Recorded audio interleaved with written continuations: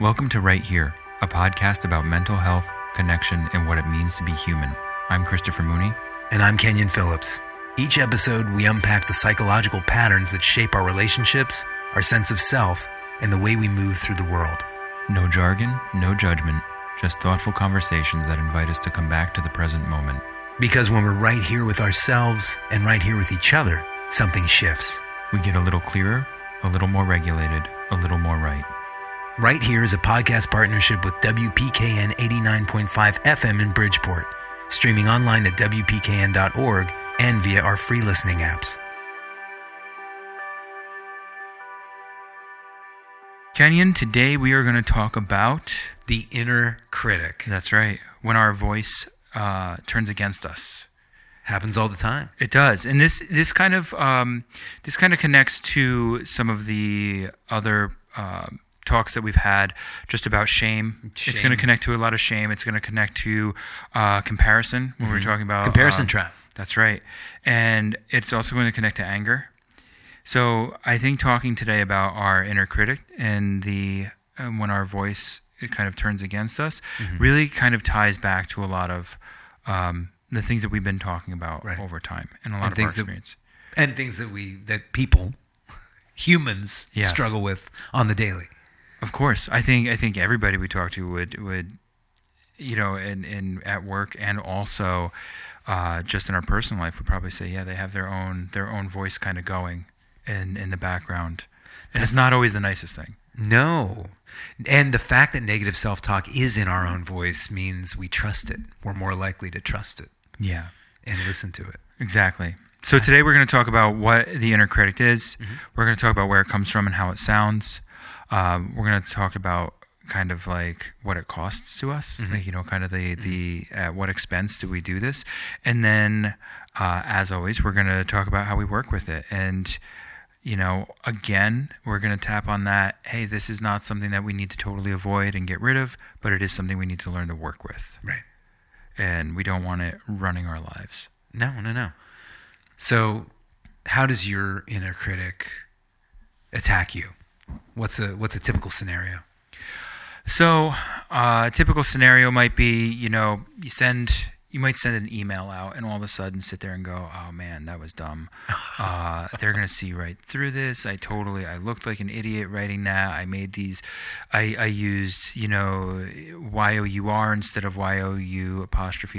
Right. All these things that start going through and you start thinking, man, I'm just totally dumb. And that person's going to think that I'm the worst.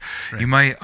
You might look at your kid if you're a parent and go, just looking at them and going, I am failing this person every day. Yeah. Right. You open your phone, you start scrolling through, and that little voice, and we talked about this, in the comparison trap, that little voice starts saying, man, everybody else is doing better than I am. Why can't I do this? Yeah, I'm not making it. I'm not doing well enough. For me, it's like as soon as I open my eyes, the first thought I often have is, I didn't get enough done. Right. I'm behind the 8 ball. Exactly. That is so common, by the way. Really? I think most people that I've had conversations with, again, professionally and personally, have that open your eyes and boom, man, what's going wrong today? Right. What did I do wrong? What did I not do? What did I not get taken care of? Yeah. It's rare that we open our eyes and go, hey man, I'm crushing it today. It would be nice if we did. But I'd love that. Yeah. Maybe there's medication for that. Yeah. Most of us have some version of this voice, right? And it shows up as commentary, like this inner commentary. We evaluate ourselves. We judge ourselves. It sounds like it's telling the truth because it's our voice. Exactly. And I think that's the difficulty with this is that it always sounds like we can believe it because it's in our own voice. And that's the thing. And that's why it's so insidious. But it is a little bit like a demonic possession because these are voices that, it's something we picked up along the way. Yeah. Maybe it's the voice of abuser. It isn't our real voice, but we think it's our voice. It doesn't even have to be. So that can be like one case, right? But it doesn't even have to be the voice of an abuser. It's just over time we learn. And we've talked about this with anger. We've talked about this with shame, that we learn these things from a very young age. And it's just something that we use to protect us at one point of just not feeling bad. It was a survival mechanism. It is. Right. It is. Maybe. Yeah. I need to judge myself so that I can perform at a higher level, because if I don't, ... I'm going to be cast out. Yeah. I'll be cast out. I'll fail. I won't be good enough. I'll get criticized. I won't get a good grade. My parents might not like what I do. Right. My friends will make fun of me. Like, the list goes on. Right, Right? Those are all, if we think about it, those are all the things that can spin through our mind pretty quickly. And then it becomes automatic. So what we're looking at today is how that voice became automatic, what it means to us now, and how we're undoing that. Let's undo it. It's this internal voice that comments on us, not on the world. Right. It's completely self-obsessed in that It's sense. self-obsessed. It's often harsh and absolute, right? So it's kind of like, no, you are this thing. It is black and white. You either are or you are not. It shames us. Yeah. It's absolutely a shaming voice. And by shame, as we've defined it in other episodes, past episodes, shame is the idea that I am a mistake if I make a mistake. That's right. So guilt is I've made a mistake. Shame is I am a mistake. But yeah, you're right. You can't afford to make a mistake, because if you do, you're condemned. Absolutely. Right. Yeah, and you're broken. Right. So it's harsh. It's really toxic, and I think you said the word. It's like insidious, right? And then it just always seems to be focused on our perceived flaws and failures, not on anything, not on anything substantial or real. Right. It's almost like this. I feel a little bit about this, or I feel a certain way about this thing, or I think this is wrong with me. Therefore, that's what gets amplified in my mind. Absolutely. This is embarrassing, or potentially embarrassing. Sure. And then when we do that, when we have that thought process, right, all of a sudden it becomes this thing where we start thinking everybody else sees that too. Yeah. And I think that's where we get caught a lot with our inner critic, is that, and that inner voice, is that if I think something poorly about myself and I think something embarrassing about myself, I already assume everybody else sees that. Right. So I can't even leave the house then. That's right? the thing. At the worst level, I can't leave the house, or, I have to punish myself because it's that way. As opposed to really saying, like, no, nobody else actually cares, because everybody else is really worried about their own perceived. That's a useful issues. tool. Yeah. Remember that whenever I'm starting to whenever my inner critic is taking over, I'm becoming self-obsessed. I don't want to leave the house. Right. Just it's healthy to remember nobody's looking, Kenyon. Right. They're all focused on themselves. Yeah. Well, that is helpful. It's so hard though, right? Like, how often Very. are you able to stop yourself and just go like, oh, okay. Like, no, everybody else is worried about themselves. It's Right. really, that's the difficulty again, is that it's your own voice convincing you that this is wrong, and, Right. and you better pay attention. And I think that's the thing, is that it's, when it is our own voice, we want to be able to trust it. We do. We're inclined to trust it. Absolutely. And what is it not? We've talked about what the inner critic is. What is it not? It is never and I don't like speaking in absolutes, but it is never a healthy self-reflection. Right. There's nothing healthy about Yeah, it. I don't have this thing going. I don't have like that. It's never like this super confident, like you're absolutely crushing it. Look at how good you look in that shirt, kind of like voice that goes through our heads. It's always something bad. So it's never this like healthy self-critic. It's not even like encouraging, like, maybe you had a struggle this time, but you can do better next time. Constructive criticism. Yeah, it's never like, good job, try hard, Right. you did well enough. Right. It's never that. It's, you failed, you suck. Right. It's also not like a genuine conscience. Like, it's not like I hurt someone and I want to repair that. Oh, okay. Yeah, Right. Yeah. Uh-huh. It's I hurt someone, I'm awful. Right. It's you're a bad person because you did this. Right. Again, the shame. It doesn't allow you to make mistakes That's right. without being forever condemned. Yeah, it would be wonderful if I could just like work with some guilt and just be like, I made a mistake, let me fix it. Right. This is the no, you're a mistake, buddy, and you can't undo this. You're inherently broken. No, absolutely. And therefore it's not a realistic or again, constructive assessment of who we are. Right. It's never a voice that's saying like, oh yeah, you made a mistake here, or maybe you could do it better next time. Right. We'll figure it out. Yeah. Which doesn't allow you to ask for help either. Oh, absolutely not. So if you're not able to make that realistic assessment, and you realize something's not your strength, you're never going to reach out and say, hey, I need help with this. Right. Can you give me a hand here? So the inner critic doesn't say you made a mistake, right? It's you are the mistake, as you said, and that's the difference. Mm-hmm. And what we really want to focus on, and we'll interject some of these ways to kind of like help address this as we go through it. But we really want to focus on, when we have that negative inner critic going, that voice, is this idea that I just made a mistake. Mm-hmm. I made a mistake, and that's okay. Right. People make mistakes all the time. I love that mantra. I made a mistake, and that's okay. Yeah. Not I am a mistake. Right. That's not okay. It's not. No one's a mistake. Yeah.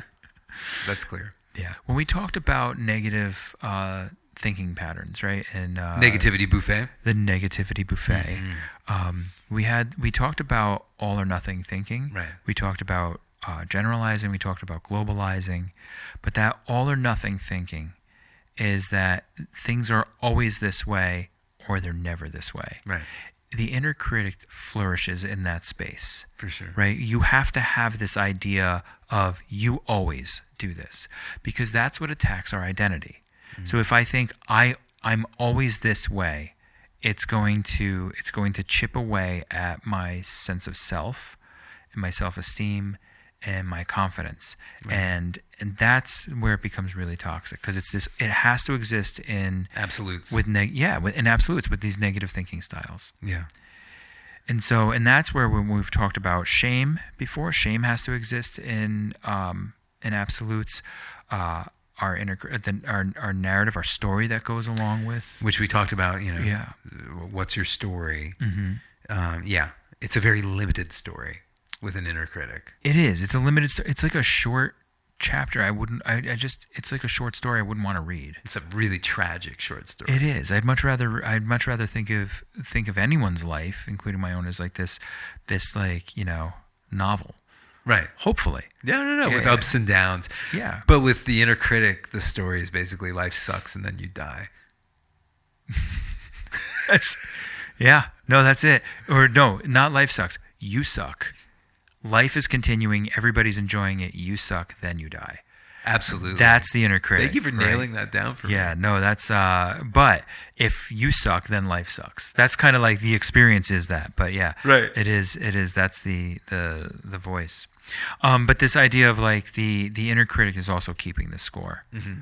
Right. That's when we talked about comparing ourselves to ourselves and our own functioning is healthy. We can assess things. We can make an assessment. I can do better at this. I made a mistake here. I can make this adjustment. When we compare ourselves to everyone else, that's where it's really dangerous. Exactly. And we talked about that last week. Right.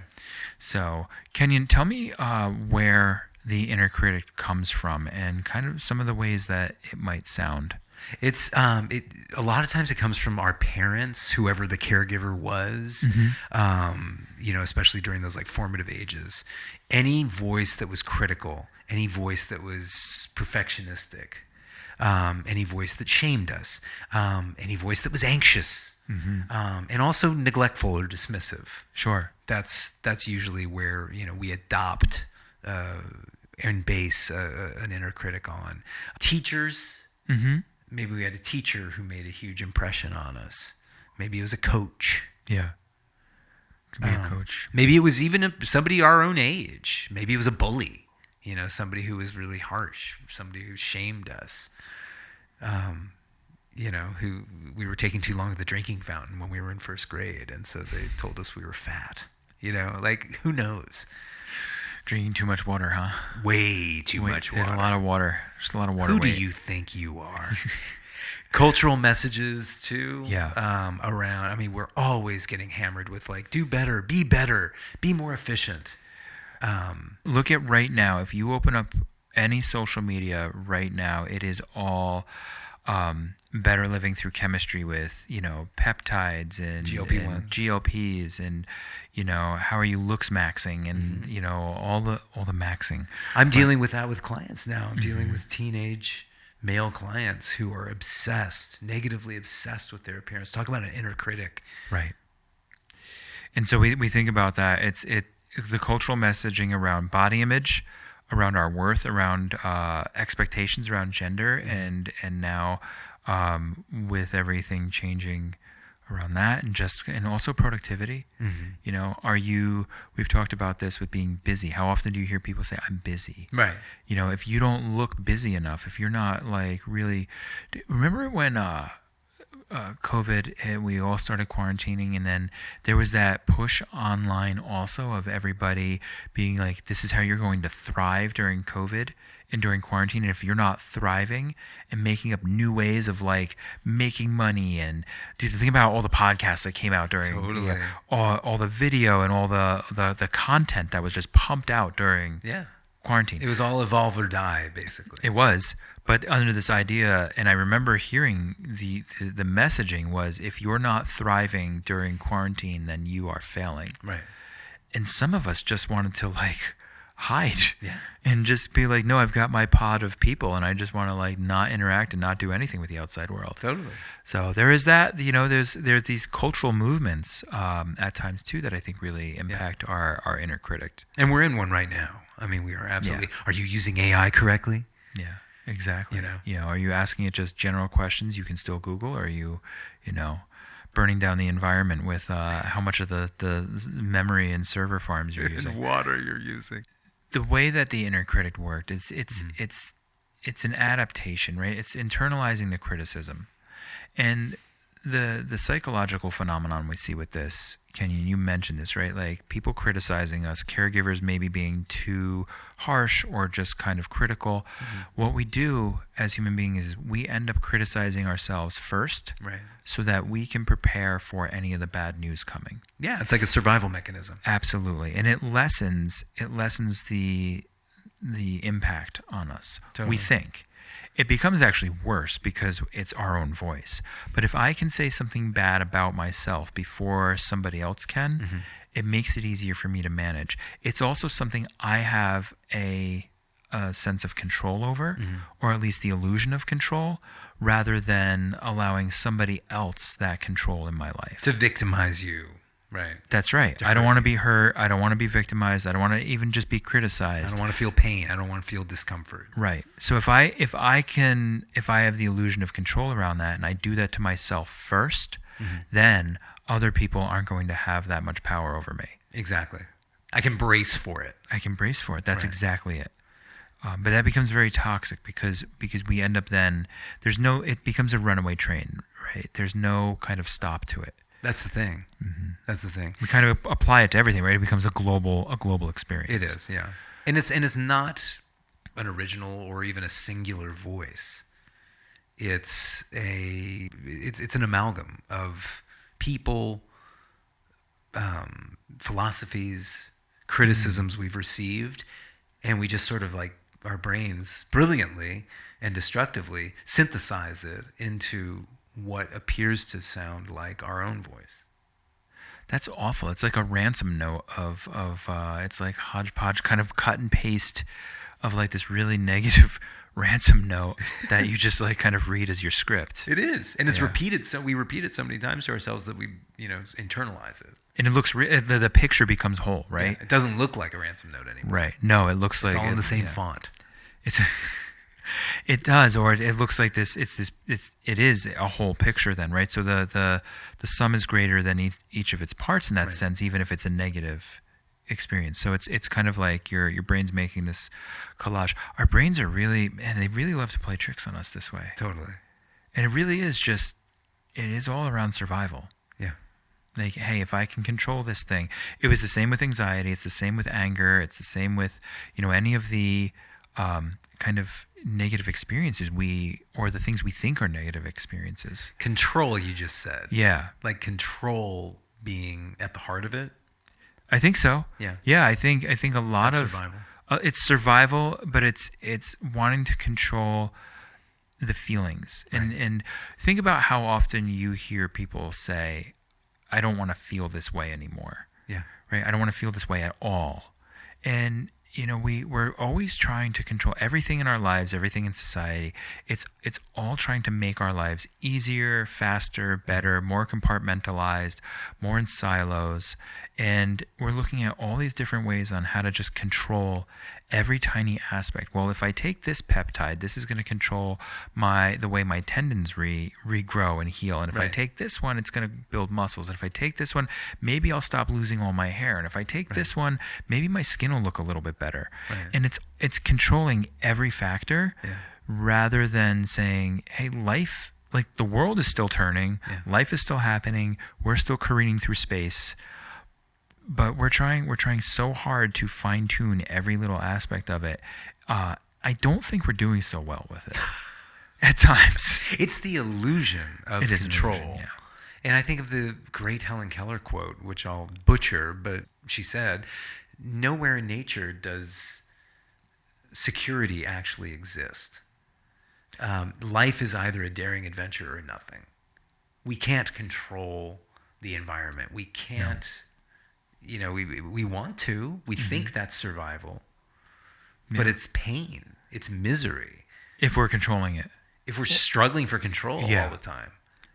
Yeah. There's so many things over which we're powerless. That sounds oddly Zen. It is also. Totally Zen. It's totally Zen. Yeah. And I think where Zen gets it right, Zen Buddhism gets it right, is... that doesn't have to be a cause of concern. We don't have to worry about it. Yes, we don't control. Mm-hmm. The Dharma is the Dharma. Right. Things are going to happen the way they're going to happen, and we can be okay with it. Acceptance of what is. I love that. Things are going to happen. We can be okay with it. Acceptance of what is. And that's the Dharma. Mm-hmm. Yeah. And sometimes the Dharma sucks, as Chodo says, and sometimes it's awesome. Yeah. And the Dharma being the way life is, for those wondering. Yeah. Mm-hmm. Yeah, so it is this idea, right, that life is going to happen. It's funny, as you were talking, you said it so much more eloquently and started talking about the Dharma and Zen, and I'm sitting here just having Jeff Goldblum run through my head from Jurassic Park. No, always. Like, life will find a way. Yeah. That's it. And we can do very little about it. But we can participate. Right. And we can choose to accept it. Right. And so I'm wondering, as we kind of talk about this too, like maybe what some of that acceptance kind of looks like. That's the thing, yeah. The acceptance, yeah. You can embrace it as a chaos. Wasn't he a chaos theoretician? He was. Ian Malcolm, right? Yep. And he was kind of giddily high on the chaos factor. But yeah, it doesn't have to be. It can be just something that we accept and we learn to live with, and that actually is very liberating. How can it be liberating? It's liberating to accept life on life's terms. Another way to look at it is to say, don't expect what's right, expect what's real. And the idea is not to, keep your head down and brace for whatever, gauntlet you're about to run. But it's to manage expectations so that we can find space to thrive within those managed expectations, within those parameters, as opposed to being let down all the time. So it's really resetting your expectations in life to more of a realistic understanding, as opposed to tying yourself to outcomes. Oh, that's it. Thank you. That's totally it. And in recovery, that's something we talk about all the time. Basically let go of the outcome. Take the next right action, hope for the best, do the best we can, but don't get tied to a particular outcome, because that's the mother of resentment. Do the next right thing. I love that. The next best action. Next right action, yeah. I was thinking, I think about this often, and it's something I've talked with a lot of people I work with about. But this idea, if you go to bed knowing you did everything you could that day, you're waking up the next day already ahead. Mm-hmm. If you can go to bed that way. Mm-hmm. And if you can't, then, make your amends, make your adjustments, identify with intention what you want to do the next day. But if you're doing the next right thing, or you're trying to do the next right thing at every step, then you can wake up the next day and you're already ahead and you're already on that path. You don't have to wake up like screaming and with your brain saying that you failed already because you didn't do everything that you were supposed to do. I'm already behind. Yeah. I did wake up today going, I'm already behind, but I was in fact just running 10 minutes late I woke up, I stayed up way too late, watched the World Cup game disappointingly last night, and then and I couldn't go to sleep. So I woke up behind, but I was able to adjust along the way. Which is great. Yeah. And you were able to at some point accept life on life's terms to a certain extent. After I cursed out somebody in front of me for running a yield sign and just cutting me right off, and then crawling up the hill on the way to our office. Ooh, yeah. I was dying, but I did actually take that opportunity to say, I'm going to readjust here. Right. Kenyon, let's kind of go back to maybe some of the things that we might hear also with the inner critic. Ways that the inner critic shows up? Yeah, ways that it shows up, things that in different parts of our life. And I love this conversation that we're having around kind of resetting expectations and tying ourselves to outcomes. But let's talk a little bit about where this inner critic comes up in that space too. For sure. Well, as I'm a dad, you're a dad. Yeah. You mentioned the example of looking at your kids and just shaking your head and saying I am failing you. I am ruining them. Anytime I make a mistake as a father. Yeah. That comes up so much. The other thought that goes through my head so much, and I know our colleague who works with us here, he also wants to start talking about some of the struggles around parenting. Yeah, the parenting track. And but I have this one is that every other parent I see is doing much better. Right. Oh, they're so much more patient than I am. They're more organized. They're more present. They're able to show up better than I am. I have it with my wife all the time. Oh, that we talked about this, right? They're the better parent. Right.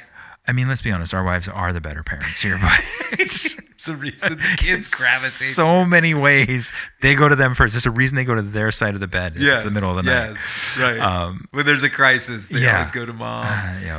Yeah. But all jokes aside, though, that is what goes through my head all the time. Is they're better. But I also look at other parents and go, God, why are they able to do it so much better than I am? Right. They must not struggle at all. And if they do, it certainly isn't to the same extent that I struggle. Totally.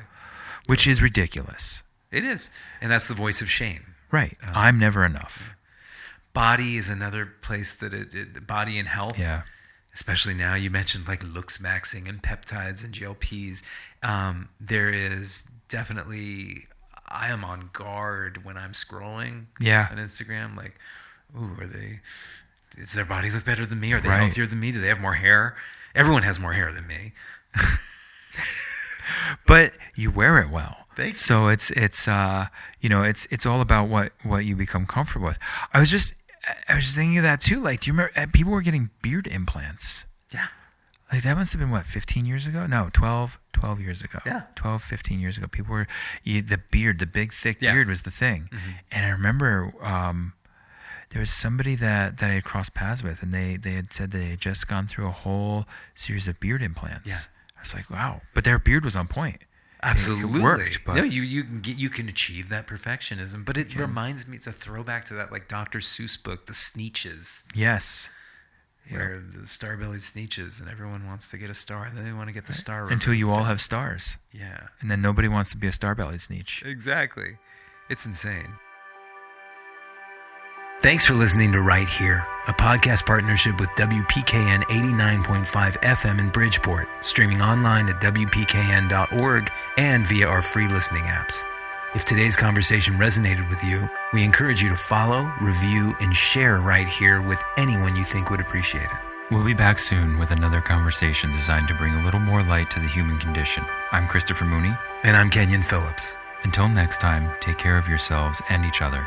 Right Here is for educational and informational purposes only and is not a substitute for therapy, diagnosis, or treatment. If you're experiencing a mental health crisis, please contact a local emergency service or your trusted mental health professional.